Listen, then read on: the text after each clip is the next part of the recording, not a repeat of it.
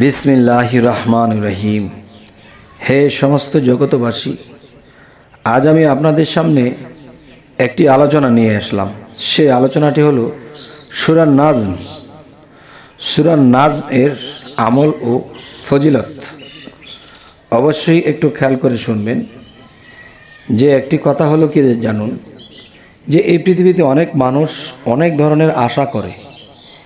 সেই আশাটি কি করে, যে আমি লেখাপড়া করতেছি, আমি এই জিনিসটা করব, আমি এই পদে চলে যাব। বা কেউ আশা করে আমি একটা মিল ফ্যাক্টরি করব, বিজনেস নিয়ে পড়ালেখা করব। এখন যেরকম আশা করা হয়েছে সমস্ত কিছু তার উল্টা দিকে হচ্ছে। আচ্ছা, উল্টা দিকে যদি হয় তাহলে নিশ্চয়ই আমার কোনো ভুল আছে, বা আল্লাহর প্রতি যেতটুকু ভরসা রাখবো অতটুকু ভরসা রাখিনি, কিন্তু আমি নিজের ভরসাই বলেছি। তখন কি হবে, যে আল্লাহ আপনার পক্ষতে থাকবে না, আপনি যা আশা করবেন তার উল্টাটাই ঘটবে। তো আজকের সূরা কি, সূরা নাজম এর ফজিলত ও আমল। যেমন আপনি মনে করবেন যে আমি যে এত কিছু আশা করেছি, আমি এটা করব, আমি সেটা করব, কিন্তু দেখা গেছে আপনার রুজি রোজগারের তেমন কোনো ব্যবস্থা নেই, আপনার রুজি রোজগারের তেমন কোনো ফয়সালা নেই। যা যেরকম ধরনের রুজি রোজগার হলে আপনি ভালো কিছু ইনকাম করবেন, এরপর আপনার মনের আশা পূর্ণ করবেন, কিন্তু এরকমও কোনো পথ নেই, বুদ্ধি নেই। তাই আমি এরকম লোকের জন্য আজকে এই আলোচনাটি এনেছি।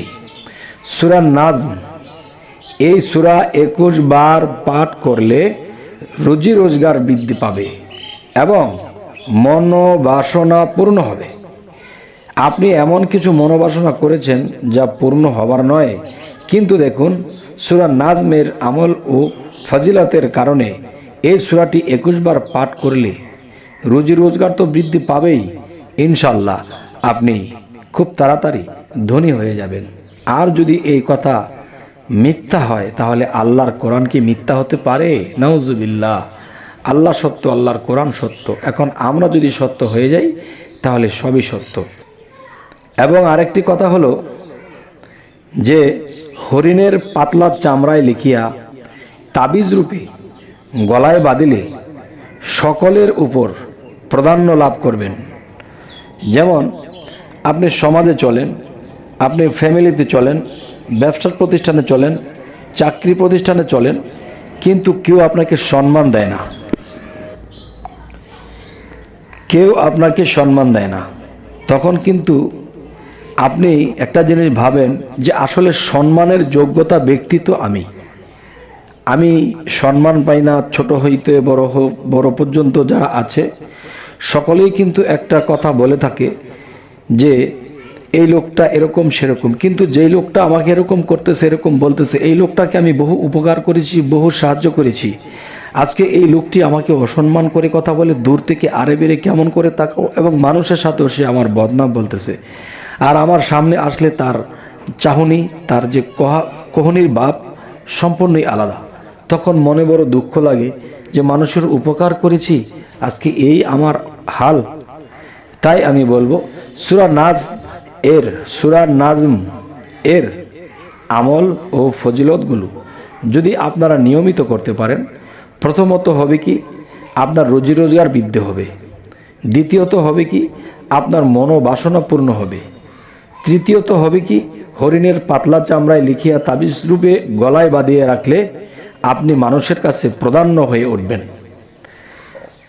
দেখা যায় একজন মাতাব্বর, একজন নেতা বা একজন বড় উচ্চ মানের কোনো মানুষ, এদের কাছে দেখা গেছে আপনি সম্মান পাচ্ছেন না, কিন্তু আপনি এদের কাছ থেকেও সম্মান পাইতে শুরু করবেন।